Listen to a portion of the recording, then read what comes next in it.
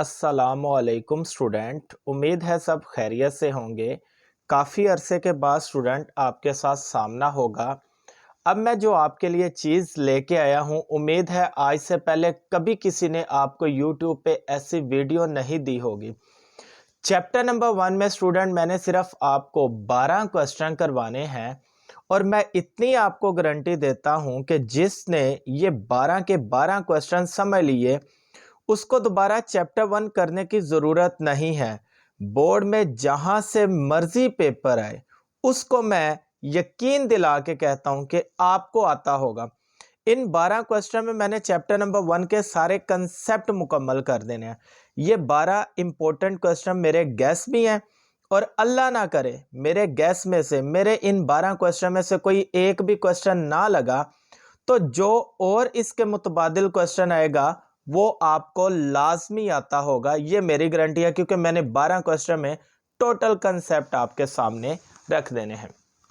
चलते हैं स्टूडेंट अपने क्वेश्चन नंबर 1 की तरफ।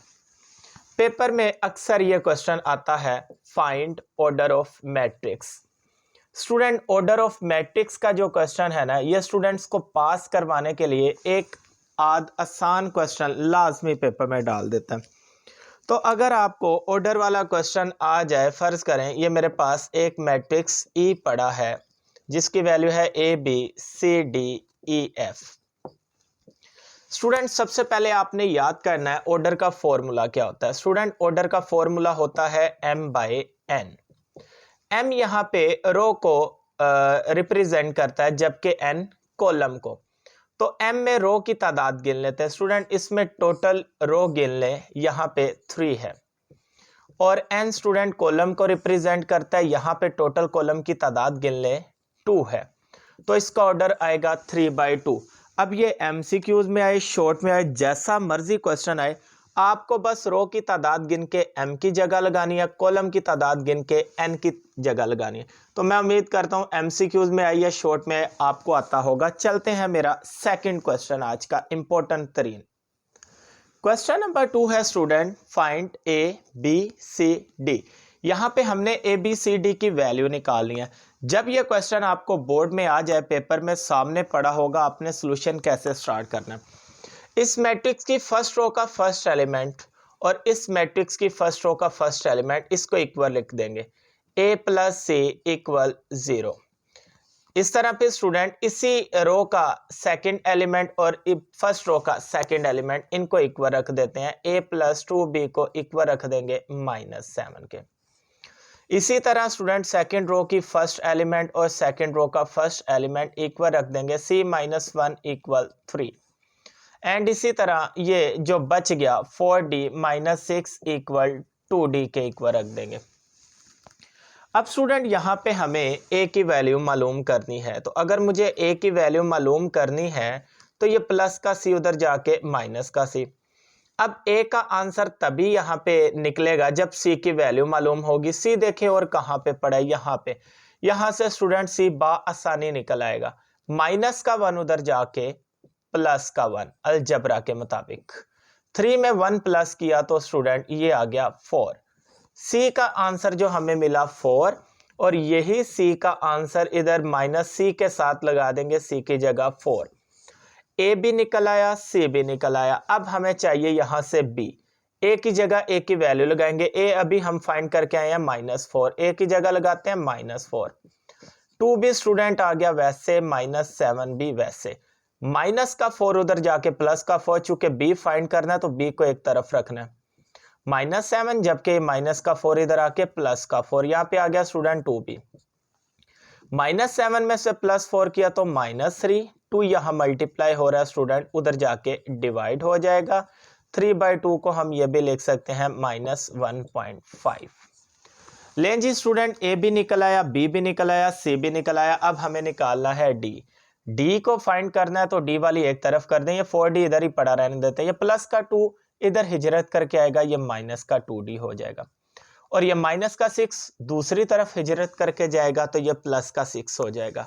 4d में से 2d निकाला तो स्टूडेंट ये आ गया 2d, आगे बच गया 6। 2 यहाँ मल्टीप्लाई हो रहा है, दूसरी तरफ जाके डिवाइड। 2 1 = 2, 2 3 = 6। तो डी का आंसर स्टूडेंट हमारे पास आ गया 3।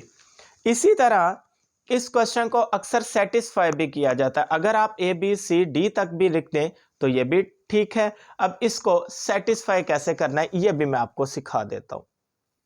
इसको सेटिस्फाई करने के लिए स्टूडेंट हमें ये क्वेश्चन उठा के लिख देना है।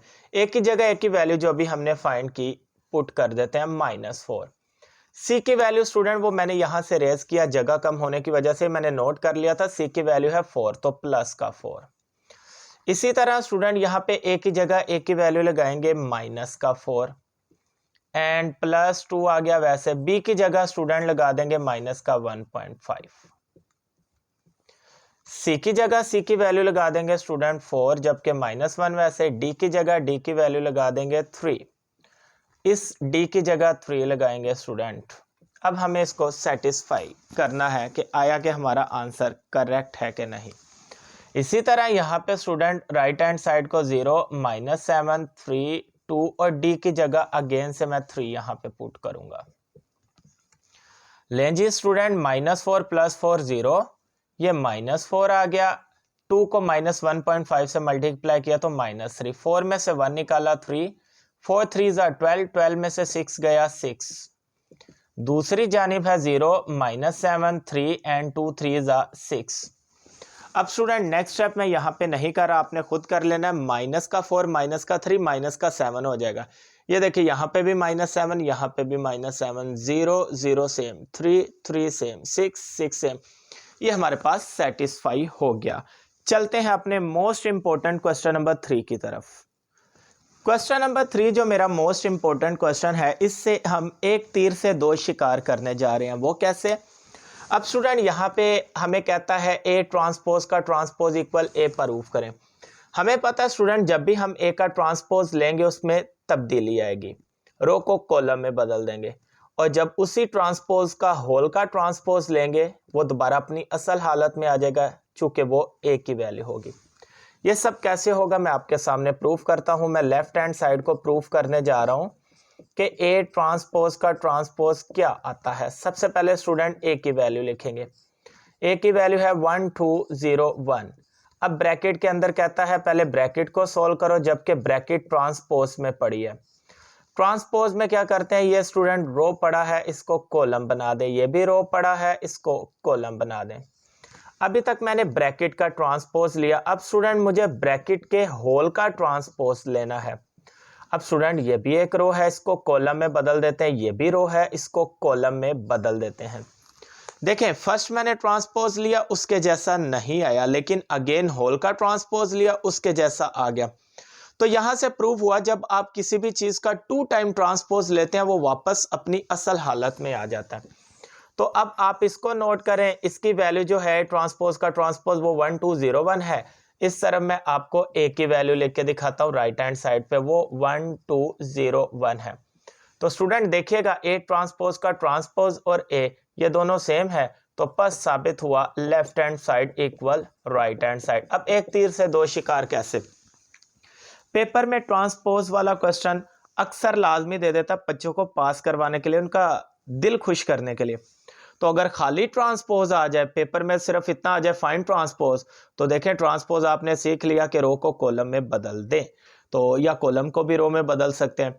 तो देखिएगा स्टूडेंट हमें ट्रांसपोज से रिलेटेड अब कोई भी पेपर में क्वेश्चन आएगा आप करके आएंगे इंशाल्लाह। Question number 4।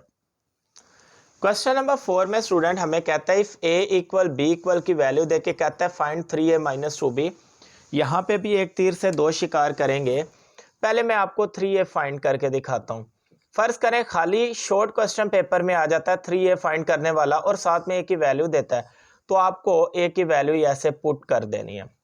समझे शॉर्ट क्वेश्चन पेपर में खाली 3a फाइंड करने वाला आ गया, तो स्टूडेंट आपको इसको अंदर मल्टीप्लाई करना है। 3 1 3, 3 को -2 से किया -6, 3 को 3 से किया 9, 3 4 12। तो देखिएगा अगर पेपर में खाली 3a आया तो इंशाल्लाह आप निकाल पाएंगे। और अगर खाली 2b का क्वेश्चन आ जाता है, आपको पेपर में कहता है 2b फाइंड करे, 2 वैसे रहने दे, b की जगह b की वैल्यू 0 7 -3 8।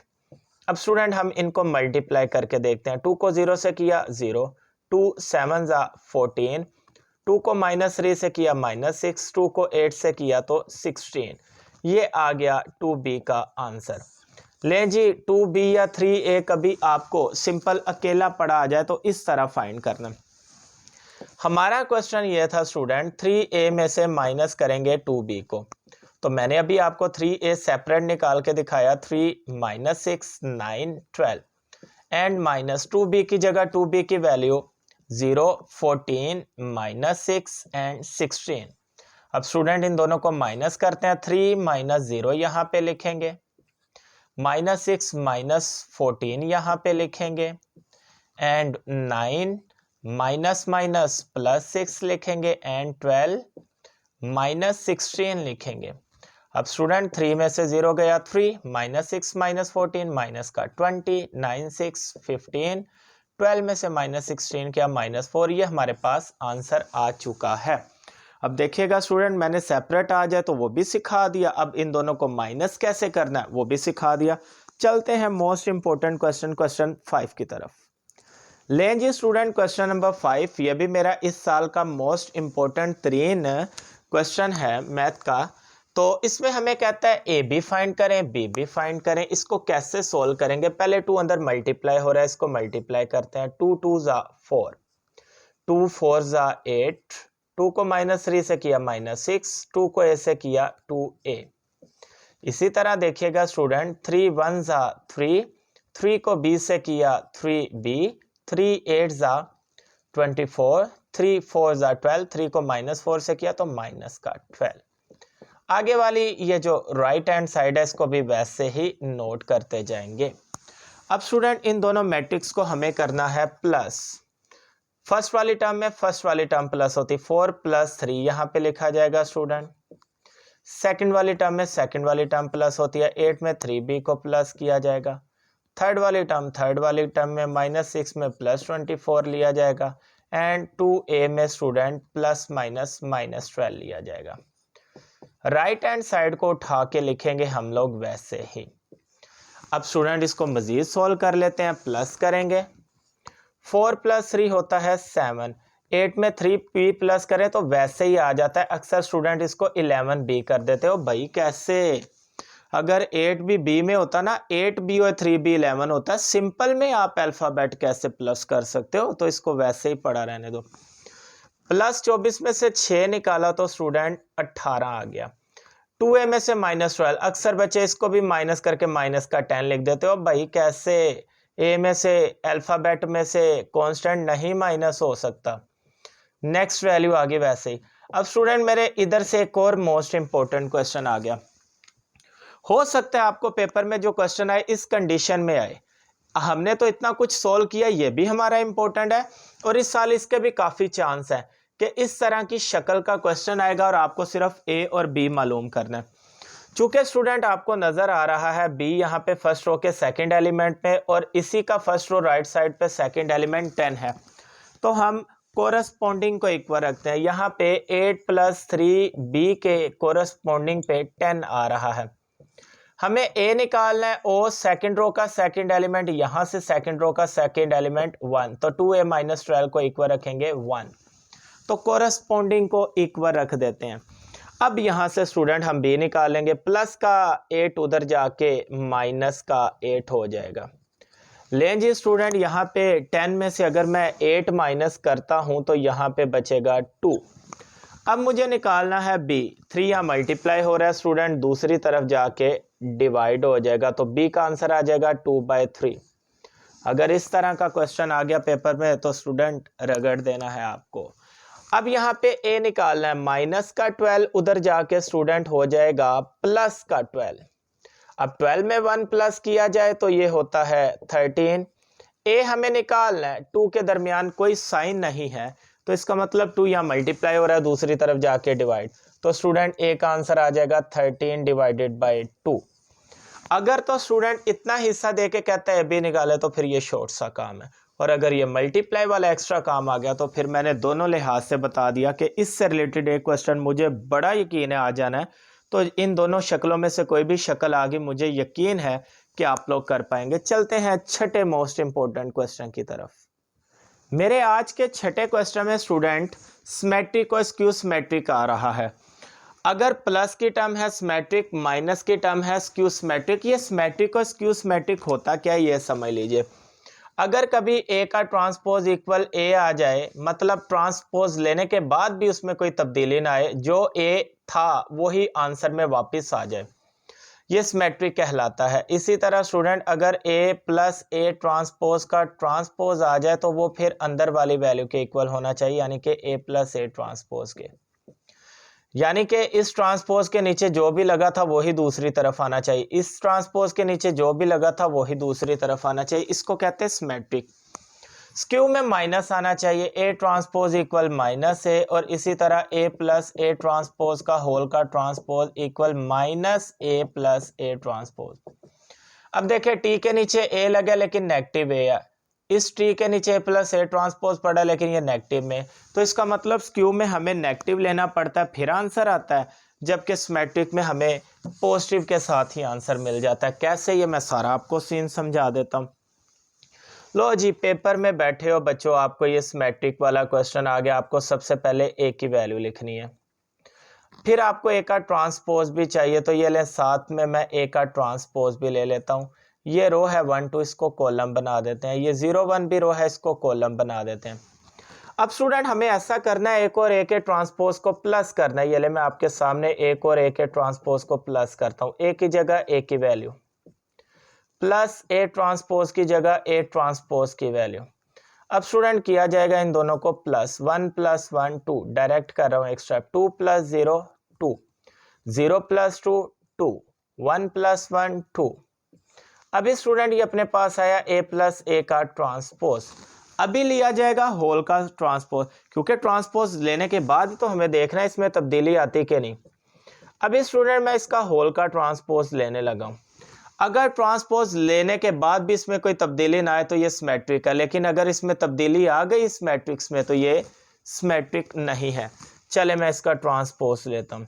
स्टूडेंट ये मेरे पास रो है, इसको कॉलम बना देते हैं। ये भी मेरे पास रो है, इसको कॉलम बना देते हैं। देखे मैंने होल का ट्रांसपोज लिया लेकिन कोई तब्दीली नहीं आई, जैसा मैट्रिक्स पहले था वैसा ही बाद में आया। तो यही सीन है, जब आप किसी का ट्रांसपोज लें और उसके अंदर कोई तब्दीली ना आए वो सिमेट्रिक कहलाता है। बस आप लिख सकते हैं hence prove A plus A transpose whole transpose जो है, मैंने बताया था ट्रांसपोज के नीचे लगी सारी वैल्यू दूसरी तरफ आती है। ये क्यों आती है ये भी समझ लीजिएगा। देखें ए प्लस ए ट्रांसपोज का होल का ट्रांसपोज इक्वल आ रहा है ए प्लस ए ट्रांसपोज के, क्योंकि दोनों की वैल्यू बराबर है। यही मैंने लिखा है ए प्लस ए ट्रांसपोज का होल का ट्रांसपोज इक्वल आ रहा है ए प्लस ए ट्रांसपोज के, तो आपने लिख देना है इज सिमेट्रिक। लें जी स्टूडेंट, प्रूव हो गया। सिमेट्रिक होता है तब है जब आप उसका ट्रांसपोज लें उसमें कोई चेंज ना आए, तो नहीं आया था सिमेट्रिक। अगर ये पेपर में आ गया तो स्टूडेंट इसको रगड़ देना। अब स्क्यू के बारे में भी जान लें।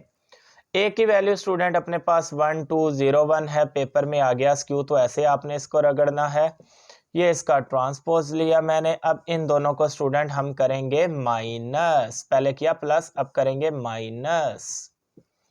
लें जी स्टूडेंट, माइनस के बाद देखते हैं हमारे पास क्या आंसर आता है। 1 में से -1 किया 0, 2 में से -0 किया 2, 0 में से -2 किया -2, 1 में से -1 किया 0। अब स्टूडेंट मैंने ये -a ट्रांसपोज किया, तो आपने पढ़ा है कि ट्रांसपोज लेने के बाद पता चलता है स्क्यू है कि नहीं। अब स्टूडेंट मैं इसका होल का ट्रांसपोज लेने जा रहा हूं, तवज्जो रखिएगा। लो जी, मैं इसका ट्रांसपोज, ये रो है स्टूडेंट, मैं इसको कॉलम बना देता हूँ। ये भी रो है, मैं इसको कॉलम बना देता हूँ। हमने तो पढ़ा था ट्रांसपोज लेने के बाद तब्दीली नहीं आनी चाहिए। यहाँ पे देखिए प्लस का 2 था, या माइनस का हो गया, तब्दीली आ गई। तो स्टूडेंट परेशान नहीं होना, स्क्यू नेगेटिव के बाद होता है। अभी मुझे इस मैट्रिक्स का नेगेटिव लेना फिर स्क्यू बनेगा। देखिए कैसे, नेगेटिव कहता है सबके साइन बदल दो। ये 0 का तो कोई सिंबल नहीं होता, ये माइनस का 2 है +2, ये प्लस का 2 है -2, 0 आ गया वैसे ही। हाँ जी, बन गया उस जैसा। तो स्टूडेंट स्क्यू बनाने के लिए उसका नेगेटिव लेना लाजमी है, फिर ही उसमें कोई तब्दीली नहीं आती। जब तक मैंने नेगेटिव नहीं लिया था ये दोनों चेंज थे, जैसे ही मैंने स्क्यू में नेगेटिव ले लिया ये दोनों सेम हो गए। तो अगर नेगेटिव लेने के बाद सेम हो जाएं तो वो स्क्यू है, और नेगेटिव लेने के बाद भी सेम ना आता तो फिर ये स्क्यू ना होता। तो हम लिख सकते हैं a माइनस ए ट्रांसपोज का होल का transpose equal negative a minus A transpose के। तो आपने लिख देना है इज स्क्यू सिमेट्रिक। तो लो जी स्टूडेंट, अब मुझे यकीन है कि इन दोनों में से सिमेट्रिक या स्क्यू का आया तो आप बाआसानी इसको बोर्ड में रगड़ के आओगे। चलते हैं अपने मोस्ट इंपॉर्टेंट क्वेश्चन नंबर 7 की तरफ। आज का हमारा 7वां इंपॉर्टेंट क्वेश्चन है स्टूडेंट, ये 1.4 में से मैंने बस एक ही क्वेश्चन पकड़ा और आपकी 1.4 क्लियर करवाने जा रहा हूँ। 1.4 चूंकि मल्टीप्लाई से रिलेटेड है, अब मल्टीप्लाई का शॉर्ट आए, कुछ भी आए, 2 वैल्यू वाला आए, 3 वैल्यू वाला आए, जब आपने ये क्वेश्चन समझ लिया तो इंशाल्लाह बोर्ड में जहां से मर्जी क्वेश्चन आ जाए आप मल्टीप्लाई कर पाएंगे। इसमें एक बात नोट कर ले, यहाँ ये एमसीक्यूज भी आता है कि ए बी का ट्रांसपोज किसके इक्वल होता है। वो पहले ए का ट्रांसपोज बाद में बी का ट्रांसपोज लगाते हैं। बच्चे समझते हैं पहले पढ़ा ए का ट्रांसपोज, बी बाद में पढ़ा बी का ट्रांसपोज, वो उसको टिक कराते हैं। हालांकि यहाँ पे देखें इसकी राइट हैंड साइड में तो बी का ट्रांसपोज पहले है और ए का बाद में है। तो एमसीक्यूज अगर आए तो स्टूडेंट इसको देख लीजिएगा। चलें जी, इसके लेफ्ट हैंड साइड सॉल्व करते हैं।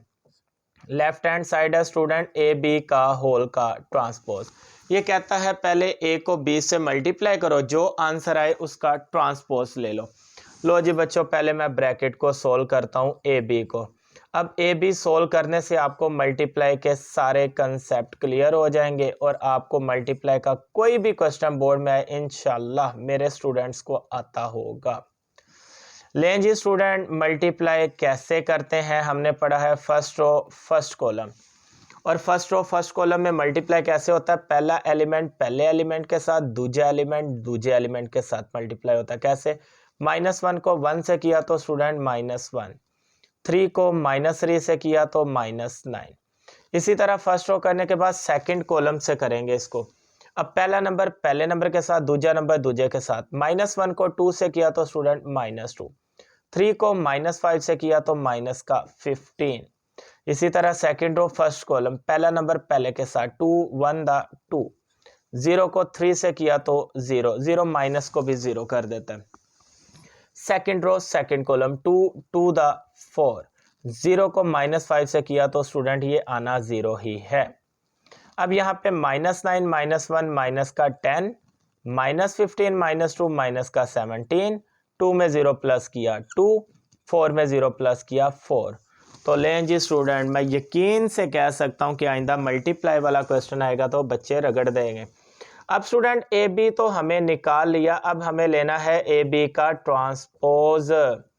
लो जी बच्चों, इसका ट्रांसपोज लेते हैं। ट्रांसपोज आपने सीखा हुआ है, ट्रांसपोज का बोर्ड में क्वेश्चन आ गया तो लाजमी छाप के आना है। ले जी स्टूडेंट, यहाँ पे ये रो पड़ा है -10 -17, इसको कॉलम बना दो।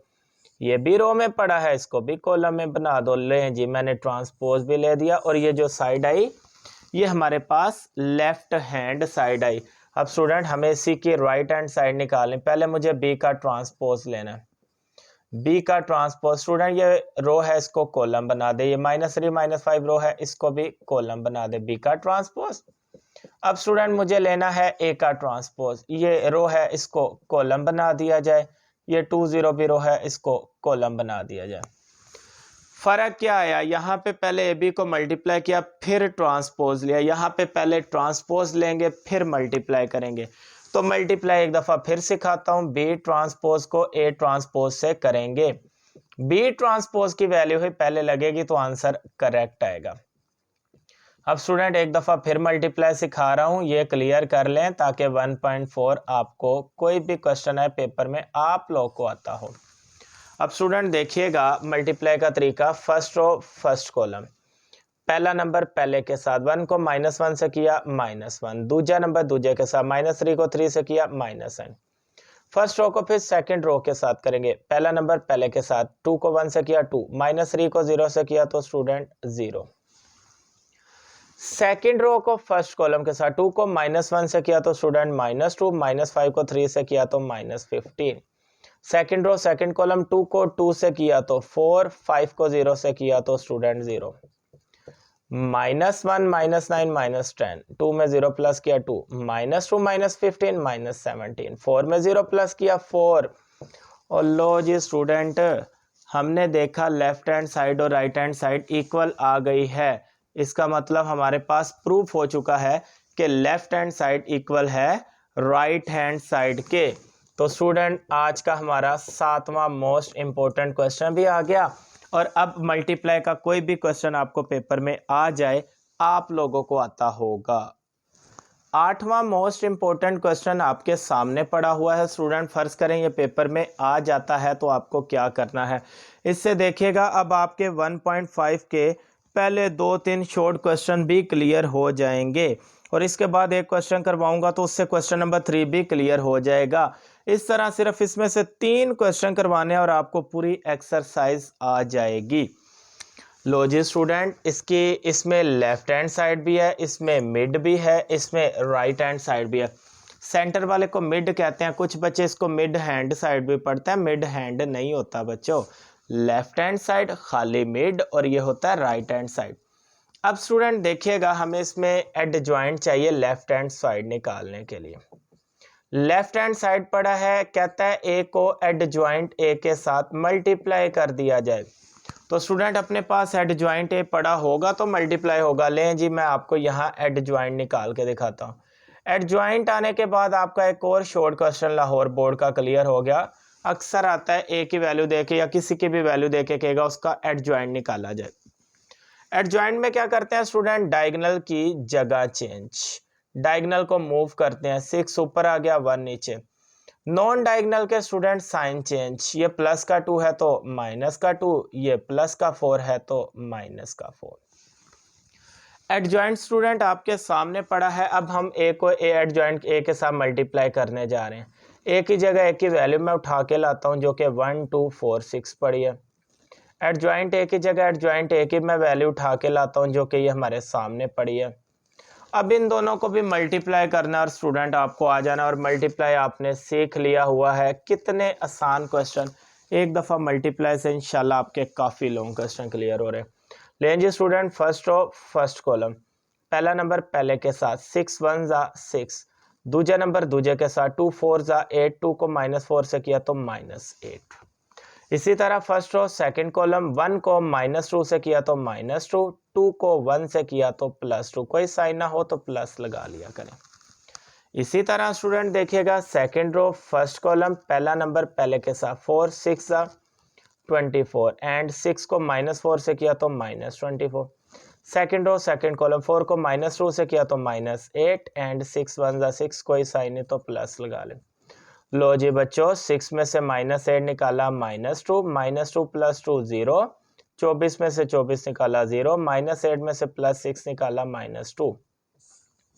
लो जी भाईजान, अपने पास लेफ्ट हैंड साइड आ चुकी है। अब जो मिड है ना, मिड, वो मैं आपको निकाल के नहीं दिखाऊंगा, वो आप खुद प्रैक्टिस करेंगे। मिड में फ़र्क क्या है, एडजॉइंट दोबारा नहीं निकालना, इसी एडजॉइंट को यूज़ करना है। देखिए यहाँ पे सिंपल है, पहले था एडजॉइंट वाला मैट्रिक्स बाद में, तो मिड में ये है एडजॉइंट वाला ए पहले है, सिंपल वाला बाद में, करना मल्टीप्लाई है, आंसर सेम आएगा। तो मुझे यकीन है आप कर लेंगे। अब मैं आपको करवाता हूँ right hand side. Right hand side में कहता है डिटर्मिनेंट ए निकाला जाए। तो ले जी बच्चों, मैं आपको डिटर्मिनेंट निकाल के दिखाता हूँ। डिटर्मिनेंट निकालने के लिए आप ये मोड़नुमा स्ट्रेट लाइन लगा लें। अब स्टूडेंट, जब भी आपने डिटर्मिनेंट, अच्छा अब ये डिटर्मिनेंट से भी आपका एक शॉर्ट क्वेश्चन क्लियर हो रहा है लाहौर बोर्ड का। अब बच्चे अक्सर सोचते होंगे सर बस 12 क्वेश्चन में कैसे चैप्टर क्लियर करवा रहे हैं, तो आपके सामने सारे कंसेप्ट आ रहे हैं, तो आप सिर्फ 12 क्वेश्चन करके इंशाल्लाह लाहौर बोर्ड में छा जाएंगे। लो जी बच्चों, पहले डायगोनल को मल्टीप्लाई करते हैं। 6 1 जा 6, सेंटर में साइन माइनस, क्योंकि डायगोनल में से माइनस किया जाता है नॉन डायगोनल को। अब करते हैं नॉन डायगोनल को। 4 2 जा 8, 6 में से -8 निकाला जाए तो स्टूडेंट बचेगा -2। लो जी, डिटर्मिनेंट आ गया। ऐसा पेपर में कोई भी डिटर्मिनेंट का क्वेश्चन आ जाए, छाप के आना है बच्चों, छाप के। डिटर्मिनेंट तो मैंने आपको सिखा दिया। अब राइट हैंड साइड पे हमें कहता है डिटर्मिनेंट ए को मल्टीप्लाई किया जाए आई के साथ। डिटर्मिनेंट की जगह तो बच्चों मैं -2 लगा लूंगा। ये आई क्या है, आई कहते हैं आइडेंटिटी मैट्रिक्स को, जिसमें डायगोनल 1 होते हैं, नॉन डायगोनल 0 होते हैं। जैसे कि ये डायगोनल है 1 और ये नॉन डायगोनल है 0। ये आइडेंटिटी मैट्रिक्स आपको जुबानी याद रखना। -2 को अंदर मल्टीप्लाई करते हैं। -2 को 1 से किया -2, -2 को 0 से किया 0, फिर 0 से किया 0, -2 को 1 से किया -2। और लो जी बच्चों, राइट हैंड साइड भी वैसी, लेफ्ट हैंड साइड भी वैसी, और मजे की बात मिड भी यही आना चाहिए। तो 8वां क्वेश्चन इंपॉर्टेंट तरीन भी, आसान तरीन भी। चलते हैं 9वें क्वेश्चन की तरफ। लो जी स्टूडेंट, ये क्वेश्चन नंबर 9 मेरा इस साल का मोस्ट फेवरेट तरीन लॉन्ग क्वेश्चन है। समझे, ये पेपर में आ गया हुआ है, बस आपने अभी समझ लेना है और पेपर में जाके इसको करके आना है। लो जी बच्चों, लेफ्ट हैंड साइड को गौर किया जाए, मिड तो आई है, आइडेंटिटी मैट्रिक्स बस 1 0 0 1 लिखना है। तो इसका मतलब आपको तो लेफ्ट हैंड साइड का भी आंसर पता चल गया, क्योंकि आई आइडेंटिटी की जो वैल्यू होती है वही लेफ्ट हैंड साइड की निकलेगी, वही राइट हैंड साइड की। ले जी बच्चों, मैं आपको लेफ्ट हैंड साइड सोल्व करके देता हूँ। इधर पड़ा है b और b का इनवर्स पड़ा है। कहता है b को मल्टीप्लाई किया जाए b इनवर्स के साथ। तो इस क्वेश्चन में स्टूडेंट पहले b इनवर्स निकाला जाएगा। अब कुछ बच्चों को यही डाउट होना था, लो जी सर ने 1.5 का मोस्ट इंपॉर्टेंट तरीन क्वेश्चन नंबर 3 तो करवाया नहीं और गैस दे रहे हैं। तो देख ले, इनवर्स ही है क्वेश्चन नंबर 3 और वो इनवर्स इधर आ गया। तो मैंने आपको कहा था, मैंने 12 क्वेश्चन पकड़े ही वो हैं, जो समझ लेगा वो पेपर इंशाल्लाह पूरा छाप के आएगा। बी इनवर्स क्या है स्टूडेंट? बी इनवर्स का फॉर्मूला होता है एडजॉइंट ऑफ बी और डिवाइडेड बाय बी का डिटर्मिनेंट। लो जी बच्चों, पहले हम डिटर्मिनेंट निकाल लेते हैं, क्योंकि डिटर्मिनेंट 0 आ गया तो सोल्यूशन पॉसिबल नहीं होगा। डिटर्मिनेंट आगे भी मैंने आपको सिखाया कि डायगोनल में से मल्टीप्लाई किया जाता है, माइनस किया जाता है नॉन डायगोनल। पहले डायगोनल को मल्टीप्लाई किया जाए, 3 को -2 से किया -6। डायगोनल में से माइनस किया जाता है नॉन डायगोनल को, नॉन डायगोनल को मल्टीप्लाई किया जाए, 2 को -1 से किया -2। लो जी बच्चों, -6 आ गया, वैसे माइनस माइनस +2। अब -6 में से +2 निकाला तो -4। बच्चों डिटर्मिनेंट का आंसर आ गया -4। 0 नहीं आया, 0 आ जाता सोल्यूशन पॉसिबल नहीं होता। अब -4 आ गया तो आगे ये क्वेश्चन जारी रहेगा। लो जी स्टूडेंट, अब मुझे निकालना है b का एडजॉइंट। यहाँ पे मैं लिखता हूँ एडजॉइंट ऑफ b। एडजॉइंट भी पीछे सिखा के आया हूँ, डायगोनल की जगह बदल दी जाए, 2 ऊपर लाया जाए, 3 नीचे। नॉन डायगोनल के साइन बदल दिए जाएं, ये माइनस का 1 है, प्लस का 1, ये प्लस का 2 है, माइनस का 2। बच्चों एडजॉइंट भी निकाल दिया, डिटर्मिनेंट भी निकाल दिया। इस फॉर्मूले के अंदर वैल्यू पुट की जाए। बी इनवर्स का फॉर्मूला था एडजॉइंट बी, एडजॉइंट की जगह ये बी वाली वैल्यू -2 1, -2 3, और नीचे स्टूडेंट डिटर्मिनेंट की जगह -4 लगाया जाए। बी इनवर्स हासिल करना हमारा मकसद था। क्यों? उसने लेफ्ट हैंड साइड हमें कहा है कि बी को मल्टीप्लाई किया जाए बी इनवर्स के साथ, तो बी इनवर्स निकालना हमारी फर्स्ट प्रायोरिटी थी। लो जी बच्चों, अब मैं बी और बी का इनवर्स निकालने लगा, यानी कि लेफ्ट हैंड साइड। बी की जगह ये सिंपल बी की वैल्यू लगाई जाए, 3 -1 2 -2। और बच्चों बी इनवर्स की जगह बी इनवर्स की वैल्यू ये वाली लगाई जाए, -2 -2 1 3, और डिवाइड में स्टूडेंट लगाया जाए -4। कुछ लोग जो है ना, इसको बड़ा मुश्किल करवा देते, पहले 4 को अंदर डिवाइड करवाते हैं, बच्चों के लिए इंतहाई है ना आवाज़ार क्वेश्चन बन जाता है। आपने बच्चों गलती नहीं करनी, पहले 4 को अंदर डिवाइड नहीं करना, एंड पे जाके करेंगे, फिर देखना आपको इस क्वेश्चन का कितना मजा आता। लो जी, मल्टीप्लाई किया जाए ऊपर दोनों मैट्रिक्स को, फर्स्ट रो फर्स्ट कॉलम। 3 को -2 से किया तो स्टूडेंट -6, -1 को -2 से किया तो +2, फिर फर्स्ट रो सेकंड कॉलम। 3 को 1 से किया जाए 3, -1 को 3 से किया जाए student -3, second row first column. 2 को -2 से किया जाए -4, -2 को -2 से किया जाए +4, फिर 2 को 1 से किया जाए 2, -2 को 3 से किया जाए -6, नीचे स्टूडेंट बटे में आ गया -4। क्योंकि उसको तो हमने छेड़ा ही नहीं ना, मैंने कहा था एंड पे इसको छेड़ेंगे। लो जी बच्चों, -6 में से +2 गया -4, 3 में से 3 गया 0, -4 + 4 0, 2 में से -6 गया -4, नीचे -4। अब देखना आपको ये 4 को अंदर डिवाइड करने का मजा आता, पहले आप करते तो आपको मजा नहीं आना था। अब -4 को अंदर सबके साथ डिवाइड करेंगे बच्चों, -4 के साथ भी, 0 के साथ भी, और फिर 0 के साथ भी, और फिर -4 के साथ भी। मतलब ये -4 को सबके साथ डिवाइड किया गया।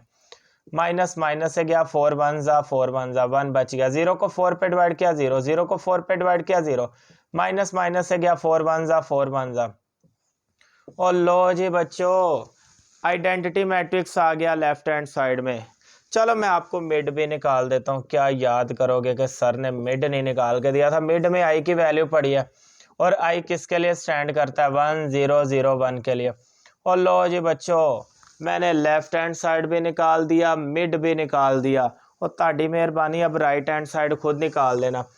अब बच्चे सोचते हैं कि यार राइट हैंड साइड के लिए बी इनवर्स दोबारा निकालना पड़ेगा। ना ना ना, ये बी इनवर्स पहले का निकला हुआ। फर्क क्या आया? यहाँ सिंपल बी पहले था, बी इनवर्स बाद में। तो आपने ये चेंजिंग करनी है, सिंपल बी पहले था, बी इनवर्स बाद में। अब बी इनवर्स को चौक के पहले लिख देंगे और सिंपल बी को बाद में। आगे इतना सा स्टेप करके राइट हैंड साइड भी खड़का दें। और अगर ये पेपर में क्वेश्चन आता है तो खुदारा इस क्वेश्चन को पेपर में खड़का दें। बड़ा इंपॉर्टेंट क्वेश्चन है। 3 क्वेश्चन की दूरी पर अपना चैप्टर 1 मुकम्मल होने वाला है। मैंने चैलेंज दिया, मेरे 12 क्वेश्चन कर लें, आपको आगे पूरे चैप्टर में कुछ करने की जरूरत ही नहीं। चलते हैं क्वेश्चन नंबर 10 की तरफ। क्वेश्चन नंबर 10 भी स्टूडेंट इस साल का मोस्ट इंपॉर्टेंट 3 क्वेश्चन है मेरा, तवज्जो से समझिएगा। लेफ्ट हैंड साइड है स्टूडेंट, इसमें हमारे पास जो पड़ी हुई, इसमें कहता है ए बी का होल का इनवर्स फाइंड किया जाए। ए का इनवर्स, बी का इनवर्स तो आपको निकालना आता है। ए बी के इनवर्स से मुराद है पहले हमें ए बी फाइंड करना है, फिर उस वैल्यू का इनवर्स निकालना है। लें जी स्टूडेंट, पहले हम ब्रैकेट में ए बी फाइंड करते हैं। ए की जगह ए की वैल्यू रखते हैं। ए की वैल्यू है 4 0 -1 2, एंड बी की वैल्यू है स्टूडेंट -4 -2 1 -1। लो जी स्टूडेंट, मैंने बी की वैल्यू भी लिख ली। अब मैं पहले यहाँ पे ए बी को फाइंड करूँगा। ए बी मल्टीप्लाई हो रहे हैं। मल्टीप्लाई आपने सीखा है फर्स्ट रो फर्स्ट कॉलम। 4 को -4 से किया तो -16 स्टूडेंट, 0 को 1 से किया तो 0। फर्स्ट रो सेकंड कॉलम, 4 को -2 से किया तो -8, 0 को 1 से किया तो 0। सेकंड रो फर्स्ट कॉलम, -1 को -4 से किया तो +4, 2 को 1 से किया तो 2, कोई साइन नहीं तो प्लस। -1 को -2 से किया +2, 2 को -1 से किया तो -2।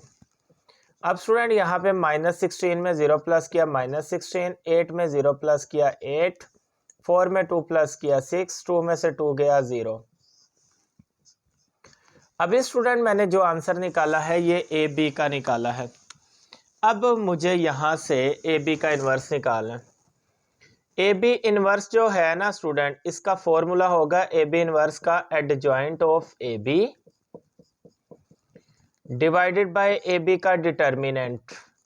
तो लो जी बच्चों, पहले ए बी का डिटर्मिनेंट निकाल दें, क्योंकि आपको पता है डिटर्मिनेंट पहले निकालना होता है। अगर आंसर 0 आ जाए तो बटे के नीचे 0 पड़ा हो तो वो आंसर नहीं देता, इन्फिनिटी होता है, सॉल्यूशन पॉसिबल नहीं होता। लें जी स्टूडेंट, सबसे पहले मैं यहाँ पे ए बी का डिटर्मिनेंट आपको निकाल के दिखाता हूँ। ए बी की वैल्यू अपने पास पड़ी है -16, -8 एंड 6 0। स्टूडेंट डिटर्मिनेंट में आपको पता है पहले डायगोनल को मल्टीप्लाई किया जाता है। 16 को 0 से किया, फिर डायगोनल में से माइनस किया जाता है नॉन डायगोनल को। 6 को -8 से किया तो स्टूडेंट माइनस का 48। अब ये 2 साइन आ गया, माइनस माइनस प्लस, 0 प्लस 48 में 0 प्लस किया 48। लो जी स्टूडेंट, यहाँ पे ए बी का डिटर्मिनेंट भी हम निकाल चुके। अब हमें निकालना है adjoint of A B.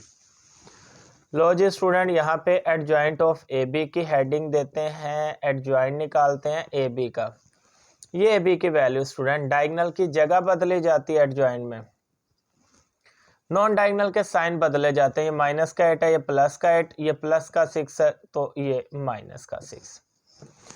Student यहाँ पे एडजॉइंट भी आ चुका है और डिटर्मिनेंट भी आ चुका है। ए बी इनवर्स के फॉर्मूले में इसकी वैल्यू पुट की जाए तो एडजॉइंट की जगह ये जो अभी निकाल के हैं 0 8 -6 -16, और डिटर्मिनेंट की जगह स्टूडेंट अभी हम 48 निकाल के आए थे।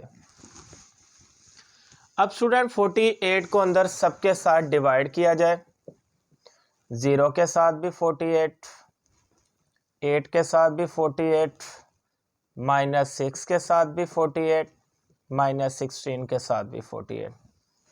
स्टूडेंट समझते हैं ये ए बी का इन्वर्स पता नहीं कितना मुश्किल है। क्या किया स्टूडेंट, पहले ए बी को मल्टीप्लाई, उसी वैल्यू का डिटर्मिनेंट, उसी वैल्यू का एडजॉइंट, सारा कुछ तो आपने पहले सीखा और 48 को अंदर डिवाइड कर दिया। 0 को 48 पे डिवाइड किया, 0 यहाँ कटिंग हो रही है, 8 1 ज़ा 8, 8 6 ज़ा 48, 1/6, यहाँ 6 1 ज़ा 6, 6 8 ज़ा 48, तो यहाँ माइनस का 1/8, यहाँ 16 1 ज़ा 16, 3 ज़ा, तो यहाँ पे माइनस का 1/3। लो जी स्टूडेंट, लेफ्ट हैंड साइड आ गई है, तो इंतहाई इजी था, सारा कुछ वही जो कि आपने पहले सीखा। बच्चे इसको पता नहीं क्यों दिल पे ले लेते हैं। अब मैं इसकी राइट हैंड साइड आपको निकाल के दिखाता हूँ। ये आंसर आपने माइंड में रखना है। ये मैं रेस करके अब आपके सामने राइट हैंड साइड का भी सेम आंसर निकालूंगा और इस तरह हमारा ये क्वेश्चन सॉल्व हो जाएगा। ये जो इसकी राइट हैंड साइड से भी परेशान होते हैं ना, इनको भी अपनी परेशानी ख़त्म करनी है। देखिए किस तरह ये राइट हैंड साइड कितनी आसान सी है। कहता है बी इनवर्स निकाल के ए इनवर्स निकाल के दोनों को मल्टीप्लाई किया जाए। तो आपने इनवर्स सीख तो लिया, तो स्टूडेंट इसमें अब क्या मुश्किल है। बी इनवर्स का फॉर्मूला होता है adjoint of B over B का डिटर्मिनेंट। तो पहले बी का डिटर्मिनेंट निकाला जाएगा। बी की वैल्यू है -4, -2, 1, -1।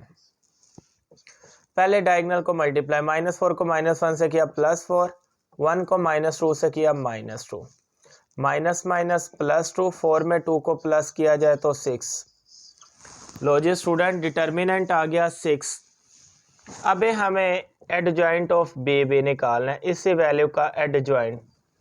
एडजॉइंट में स्टूडेंट डायगोनल की जगह चेंज की जाती है, -1 ऊपर -4 नीचे। नॉन डायगोनल के साइन चेंज, माइनस का 2 है प्लस हो जाएगा, प्लस का 1 है -1। अब यहाँ पे अपने पास स्टूडेंट देखें, बी इनवर्स का फॉर्मूले में वैल्यू पुट करते हैं। एडजॉइंट की जगह एडजॉइंट की वैल्यू लगाता हूँ, -1, -1, 2, -4, और नीचे डिटर्मिनेंट की जगह उसकी वैल्यू 6 लगाता हूँ। ये अपने पास आ गया बी का इनवर्स। इसको हम सेव कर लेते हैं। बी का इनवर्स आ गया है स्टूडेंट। अब हमें निकालना है ए का इनवर्स। ए का इनवर्स भी मैं आपको निकाल के दिखाता हूँ। ए इनवर्स का फॉर्मूला है एडजॉइंट ए ओवर ए का डिटर्मिनेंट। पहले स्टूडेंट ए का डिटर्मिनेंट निकालते हैं। ए की वैल्यू पड़ी है 4, 0, -1 एंड 2। लो जी स्टूडेंट, पहले डायगोनल को मल्टीप्लाई, 4 2 ज़ा 8, -1 को 0 से किया 0, 8 में से 0 गया 8। अब स्टूडेंट इसका भी डिटर्मिनेंट आ गया। अब इसका एडजॉइंट निकालते हैं, वही सीन जो आप पहले पढ़ के आ चुके हैं। इसमें डायगोनल की जगह चेंज, 2 ऊपर 4 नीचे, नॉन डायगोनल के साइन चेंज, 0 वैसे माइनस का 1 है तो प्लस का 1। अब स्टूडेंट ए इनवर्स की जगह ए इनवर्स की वैल्यू यहाँ पे लगाई जाएगी। ए इनवर्स की वैल्यू मिलेगी, एडजॉइंट ये अभी निकला 2 0 1 4, और स्टूडेंट इसके नीचे हमारे पास डिटर्मिनेंट है 8। बी इन ए इनवर्स भी आ गया, बी इनवर्स भी आ गया, ए इनवर्स भी आ गया। अब दोनों को मल्टीप्लाई किया जाए। लो जी, बी इनवर्स ए इनवर्स को मल्टीप्लाई होने लगा। बी इनवर्स की जगह इसकी वैल्यू -1 2 -1 -4, और नीचे 6 आ जाएगा। इसी तरह ए इनवर्स की जगह 2 0 1 4 और नीचे 8 आ जाएगा। लो जी स्टूडेंट, अब इन दोनों को मल्टीप्लाई करते हैं, आंसर निकालते हैं। देखिएगा कैसे। फर्स्ट ऑफ फर्स्ट कॉलम, -1 को 2 से किया -2, 2 1 ज़ा 2, -1 को 0 से किया 0, 2 4 ज़ा 8, -1 को 2 से किया -2, -4 को 1 से किया -4, -1 को 0 से किया 0, -4 को 4 से किया -16, नीचे 6 8 ज़ा 48 होता है स्टूडेंट। अब मज़ीद इसको सोल्व कर लेते हैं। -2 + 2 0, 0 में 8 प्लस किया 8, -2 -4 -6, 0 में से -16 किया -16। इससे आगे स्टूडेंट वही स्टेप जो कि हम पिछली साइड पे करके आए थे। 48 को अंदर सबके साथ डिवाइड किया जाए, तो हमारे पास राइट हैंड साइड आ जाएगी। ये था वो क्वेश्चन जिसको स्टूडेंट समझते पता नहीं ये क्या पहाड़ नुमा क्वेश्चन बनाया हुआ है कि जो कि बहुत मुश्किल लगता है आप लोग को। इंतहाई इजी क्वेश्चन था स्टूडेंट। चलते हैं अपने क्वेश्चन नंबर 11 की तरफ। Most important question, question 11 board का फेवरेट तरीन क्वेश्चन है inversion method. Matrix inversion method पता नहीं क्यों बच्चों को मुश्किल लगता है स्टूडेंट। इसको भी हम अपनी ही वैल्यू को ही लिख लेते हैं। ये ले मैं लिख लेता हूँ 2x minus Y equal 3 and यहाँ पे लिख लेते हैं x प्लस 3y इक्वल 2। कोई भी क्वेश्चन दे दे आपको, अपने से दे दे, हमें क्या लगे स्टूडेंट, हमने रट्टे थोड़ी लगाए हैं। इन्वर्जन मेथड आपको कहीं से भी उसने क्वेश्चन दे दिया, आपको तरीका आना चाहिए, हमें क्या जहां से मर्जी वैल्यू उठा के दे दे। लीनियर फॉर्म में पहले मैट्रिक्स की फॉर्म बनाते हैं। मैट्रिक्स की फॉर्म में पहले मैट्रिक्स ए चाहिए स्टूडेंट। ये साइड x की है तो इधर x की वैल्यू आएगी। x का कोफिशिएंट इधर 2 है, इधर x का कोई कोफिशिएंट नहीं तो 1 लगा ले। ये साइड स्टूडेंट y की होती है, ये देखे y। इधर y का कोई कोफिशिएंट नहीं तो -1 लगा ले। इधर y का कोफिशिएंट 3 है तो 3 लगा ले। अगर कोई माइनस पड़ा तो माइनस का 1 ही लिया जाएगा। ए के बाद फिर स्टूडेंट हमें मैट्रिक्स x चाहिए। ये फिक्स होता है एक्स वाई, कौन कौन से वेरिएबल आपके यूज हुए तो एक्स वाई ही आपके लेवल तक यूज होता है। थर्ड पे स्टूडेंट हमें b की वैल्यू चाहिए। b की वैल्यू इक्वल के बाद जो भी हमारे पास कांस्टेंट नंबर होते हैं ये b की वैल्यू है। a की वैल्यू, x की वैल्यू और b की वैल्यू से अभी मैं इन्वर्जन आपको सोल्व करके दिखाता हूँ। इसमें आपने इक्वेशन याद रखनी है, इन दोनों को मिला के ax इक्वल होता है स्टूडेंट किसके, b के इक्वल। इस क्वेश्चन में हमें x निकालना होता है। a उधर जाके इनवर्स हो जाएगा स्टूडेंट, क्या हो जाएगा, इनवर्स। वैसे तो a दूसरी तरफ जाके डिवाइड होता है ना, तो आपको पता है डिवाइड में अगर a पड़ा जिसकी कोई पावर नहीं 1, ये a प्लस का 1 है, ऊपर जाके माइनस का 1, इनवर्स में लिखे तो समझे ये डिवाइड ही पड़ा। अब जिन लोगों ने वो मेरा अभी पिछला important question b inverse b समझा था, उन लोगों के लिए बताएं हाँ क्या मुश्किल है। b इनवर्स हमने निकाला और उसको b के साथ मल्टीप्लाई किया, तो यहाँ क्या करेंगे, a इनवर्स निकालेंगे, उसको b से मल्टीप्लाई करेंगे। तो जिन बच्चों को ये b इनवर्स b इक्वल आई वाला क्वेश्चन आ गया था, उन लोगों के लिए तो अब ये क्वेश्चन कुछ रह ही नहीं गया। आपने तो इतना लंबा सॉल्व किया, ये छोटा सा a इनवर्स निकाल के इसको b से मल्टीप्लाई करो आंसर। तो इसको रोते हैं बच्चे इन्वर्जन मेथड, इंतहाई इजी। सबसे पहले यहाँ पे स्टूडेंट हमें a इनवर्स निकालना है। a इनवर्स का फॉर्मूला होता है adjoint a divided by a का डिटर्मिनेंट। लो जी स्टूडेंट, सबसे पहले हम a का डिटर्मिनेंट निकाल लेते हैं, क्योंकि डिटर्मिनेंट का आंसर 0 आ जाए सोल्यूशन पॉसिबल नहीं होता। यहाँ आ गया 2 -1 1 3, वैल्यू उठाई a की। स्टूडेंट सबसे पहले डायगोनल को मल्टीप्लाई किया जाता है। 2 को 3 से मल्टीप्लाई किया 6, डायगोनल में से माइनस किया जाता है नॉन डायगोनल को। 1 को -1 से किया तो स्टूडेंट -1। यहाँ पे ये माइनस माइनस स्टूडेंट अपने पास +1 हो जाएगा, तो यहाँ आ गया 6 + 1 = 7। डिटर्मिनेंट 7, इसका मतलब सोल्यूशन आगे पॉसिबल है। अब स्टूडेंट इसी का एडजॉइंट निकाला जाएगा। एडजॉइंट में डायगोनल की जगह चेंज, नॉन डायगोनल के साइन चेंज। डायगोनल की जगह चेंज, 3 ऊपर 2 नीचे, माइनस का 1 है, +1 प्लस का 1 है, माइनस का 1। अब स्टूडेंट a इनवर्स ऊपर एडजॉइंट की जगह, एडजॉइंट की वैल्यू है 3 1 -1 2, जबकि नीचे डिटर्मिनेंट की जगह स्टूडेंट आएगा 7। a इनवर्स आ गया, अब इसको b से मल्टीप्लाई किया जाए और इन्वर्जन मेथड सोल्व। यहाँ लिखते हैं x equal a inverse b। a inverse की जगह a इनवर्स की वैल्यू स्टूडेंट यहाँ पे लगाई जाएगी 3 1 -1 2, जबकि नीचे 7 लगाया जाएगा। b की जगह b की वैल्यू स्टूडेंट यहाँ पे 3 और 2 लगा दी जाएगी। यहाँ से अब इनको मल्टीप्लाई करते हैं और आंसर निकाल लेते हैं। यहाँ पे student first row first column 3 3 ज़ा 9, 2 1 ज़ा 2, कोई साइन नहीं तो प्लस, -1 को 3 से किया -3, 2 2 ज़ा 4, नीचे आ गया 7। अब स्टूडेंट 9 में 2 प्लस किया है 11, 4 में से 3 गया तो 1, डिवाइड में आ गया 7। अब स्टूडेंट 7 को अंदर सबके साथ डिवाइड करते हैं, किस तरह देखें। 11 के साथ भी 7 को डिवाइड और 1 के साथ भी 7 को डिवाइड। एंड पे जाके स्टूडेंट आपने x की वैल्यू लगानी है। x की वैल्यू क्या पड़ी है, xy। तो लास्ट पे आके हम xy की वैल्यू लगाते हैं। ये सिर्फ हमें ये बताता है कि जो फर्स्ट वाली टर्म है वो x की है, जो सेकंड वाली टर्म है वो y की है। तो देखिएगा स्टूडेंट, x का आंसर आ गया हमारे पास 11/7, y का आंसर आ गया 1/7। यही है वो इन्वर्जन मेथड जिसको आप समझते थे बहुत मुश्किल है। स्टूडेंट देखिए कितना आसान छोटा सा क्वेश्चन। आज का आखिरी क्वेश्चन हमारा क्वेश्चन नंबर 12 और उसके बाद चैप्टर नंबर 1 हमारा गैस के साथ मुकम्मल सोल्व 2024 लास्ट क्वेश्चन। आज का आखिरी क्वेश्चन है क्रैमर रूल। ये भी जिनको बहुत मुश्किल लगता है, देखिएगा स्टूडेंट आपको कितना मजा आता। इंतहाई इजी वे में समझाऊंगा। 4x + 2y = 1, 3x - 9y = 2। अपने से क्वेश्चन लिया और क्रैमर रूल आपको करके दिखाता हूँ। क्रैमर रूल में सबसे पहले इसको मैट्रिक्स फॉर्म में लेके जाते हैं। a की वैल्यू x वाली साइड है, इधर आ गया 4, नीचे 3। y वाली साइड है, इधर आ गया 2, इधर आ गया -9। a की वैल्यू आ गई। क्रैमर रूल में हमें x नहीं चाहिए, सिर्फ a और b से ही हमारा काम चल जाएगा। इक्वल के बाद जो भी होता है कांस्टेंट वो b की वैल्यू होती है। क्रैमर के लिए स्टूडेंट बस a b चाहिए होता है, क्रैमर रूल फाइंड हो जाता है।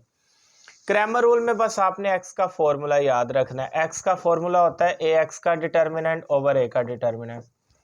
y का फॉर्मूला होता है ay का डिटर्मिनेंट ओवर a का डिटर्मिनेंट। देखिए डिटर्मिनेंट तो दोनों में आना है, बस x वाले में ऊपर ax, y वाले में ऊपर ay, तो ये याद करना भी मुश्किल नहीं है। a की वैल्यू तो है मेरे पास, ax और ay नहीं कहीं नजर आ रहा।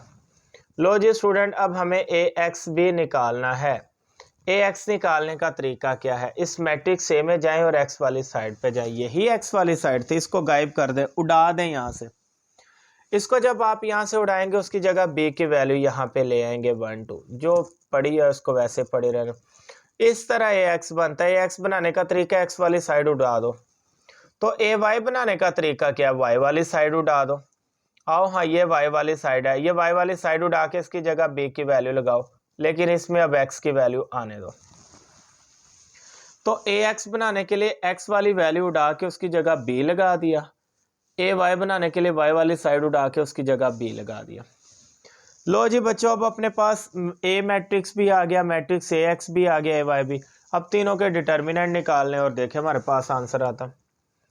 मुझे a का डिटर्मिनेंट निकालना है 4 2 3 -9। मुझे ax का डिटर्मिनेंट निकालना है।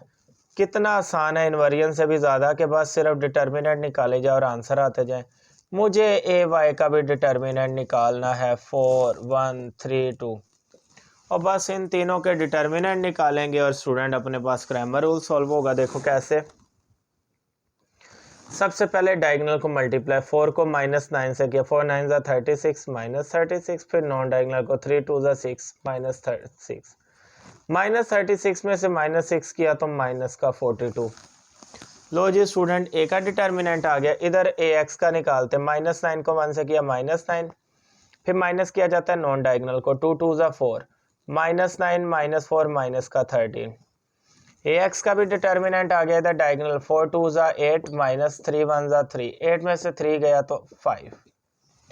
लो जी स्टूडेंट, a का डिटर्मिनेंट, ax का डिटर्मिनेंट, ay का डिटर्मिनेंट, अपने पास तीनों डिटर्मिनेंट आ गए। अब देखिएगा क्रैमर रूल कितना आसान। इधर x निकालना है तो ax की जगह ax की वैल्यू उठा के लाते हैं -13, a की जगह a की वैल्यू उठा के लाते हैं -42। लो जी बच्चों, यहाँ पे माइनस माइनस से कट गया, x का आंसर 13/42। ये है क्रैमर रूल। आगे y निकालने के लिए स्टूडेंट ay की वैल्यू यहाँ पे लाते हैं 5 और a की जगह उठा के लाते हैं -42। तो ये है वो क्रैमर रूल जिसको लोग कहते हैं इंतहाई मुश्किल। कोई मुश्किल नहीं है। चैप्टर नंबर 1 और उसके 12 के 12 क्वेश्चन इंतहाई इजी वे में गेस्ट पेपर के साथ और इस तरह से करवाए कि इंशाल्लाह मुझे उम्मीद है कि अब चैप्टर नंबर 1 का कोई ऐसा क्वेश्चन नहीं रह गया जो मेरे बच्चों को नहीं आता होगा। तो अगर आपको लगता है कि जिस तरह ये मैं अब गेस्ट पेपर आपको सोल्व करके इस साल के लिए दे रहा हूँ, आपको इससे बहुत फ़ायदा होने वाला है और आपको इसकी समझ भी आ रही है, तो वीडियो को ज़्यादा से ज़्यादा फैलाएं, क्योंकि जितनी मेरी वीडियो ज़्यादा वायरल होगी, मुझे उतना शौक पैदा होगा आपके लिए गेस्ट पेपर अच्छे से बनाने का। तो लाजमी इसको दोस्तों के साथ शेयर करें, वीडियो को लाइक भी करें और इस पर कमेंट भी करें, अपना इजहार करें। अल्लाह हाफिज़।